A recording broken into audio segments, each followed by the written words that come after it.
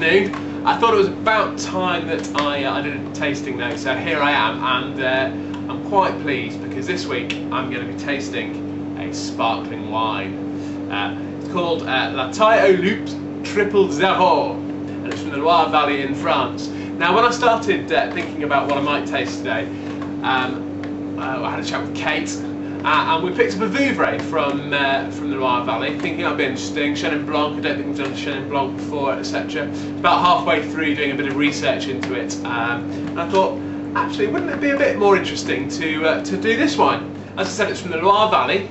The Taille aux Loups domain is in Montlouis, which is next door to the more famous area of Vouvray. And just as Vouvray does, all its wines are made with Chenin Blanc. Now, Chenin Blanc is one of the world's most versatile grape varieties. It makes a huge range of styles. It can be oak aged, it can produce dry wines, it can produce really fantastic sweet wines, and in the Loire Valley they often make sparkling wine with it as well, which is what we've got here. The name Triple Zero relates to the way that they make it, because they don't add any sugar to this wine. When you make sparkling wine, you can add sugar at 3 stages. You can add sugar to the grape juice before it ferments to increase the alcohol content in the end wine. You can add sugar when you start the second fermentation process, which makes the wine sparkling. And you can also add sugar when you finish making champagne. You lose a little bit out of the top of the bottle. And when you make champagne and most of the sparkling wines, you add some liquid, and it's normally got quite a lot of sugar in it because it makes the wine sweet. Champagne is naturally very dry. We just like to make it a bit sweet so it's easy to drink. Now, this wine, they don't do any of that. The idea being a really natural, very dry wine.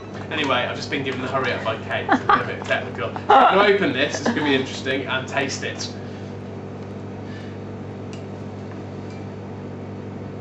Duck.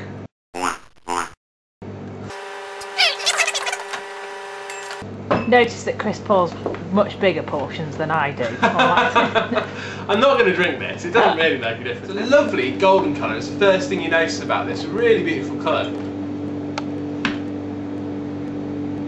It smells quite rich, which I didn't really expect, seeing as it's supposed to be so dry. It's got quite a lot of sort of honey and sort of apple aromas. Oh, it's delicious.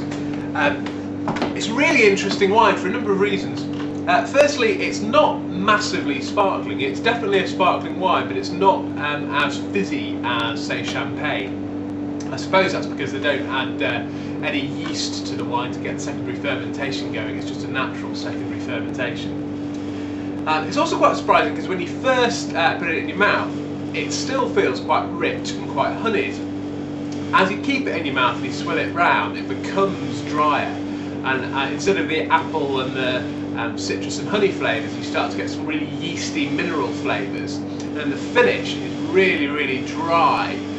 It's almost astringent. And I think it'd be a fantastic wine to go with food, say something like sort of a rich, creamy chicken dish or some really meaty fish. It's got quite a lot to it, but it's got lots of acidity and it's got that astringent quality which can cut through the cream really, really well.